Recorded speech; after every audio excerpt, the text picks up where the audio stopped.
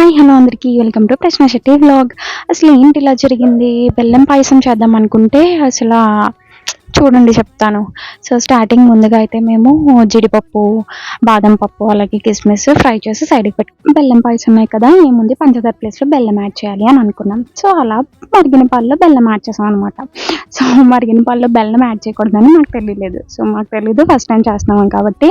So పాలు మొత్తం ఇరిగిపోయి, so మరిగిన పాలలో బెల్లం యాడ్ చేయకూడదు. అయితే పాకం వేసి పాకం సపరేట్గా చేసి పాకం యాడ్ చేయాలి. లేదంటే పాకంలో సేమియాను ఉడకబెట్టి లాస్ట్లో పాలు మరిగిన తర్వాత లాస్ట్లో యాడ్ చేసుకోవాలి.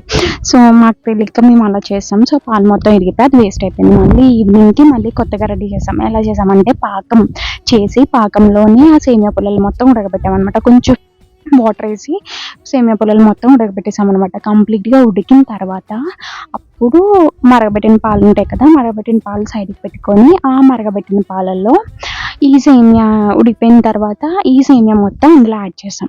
అప్పుడు పర్ఫెక్ట్గా వచ్చింది. సో మాకు ఫస్ట్ స్టార్టింగ్ కృష్ణాష్టమి కదా, సో పాయసం దేవుడికి పెడదాం అనే దాంట్లో మార్నింగే చేసేసరికి కొంచెం సాడ్నెస్ అనిపించింది. వై బికాస్ తెలియదు కదా, సర్లే అని చెప్పి ఇంక వదిలేసాం. సో ఈవినింగ్ మళ్ళీ దీపం పెట్టుకున్నాక చేద్దాం అనుకున్నప్పుడు పర్ఫెక్ట్గా వచ్చింది, బాగుంది. మరిగిన పాలు సైడ్కి పెట్టి అప్పుడు పాకం చేసి అది ఉడకబెట్టేసిన తర్వాత అప్పుడు లాస్ట్లో యాడ్ చేసాం అనమాట. ఇది పర్ఫెక్ట్గా వచ్చింది.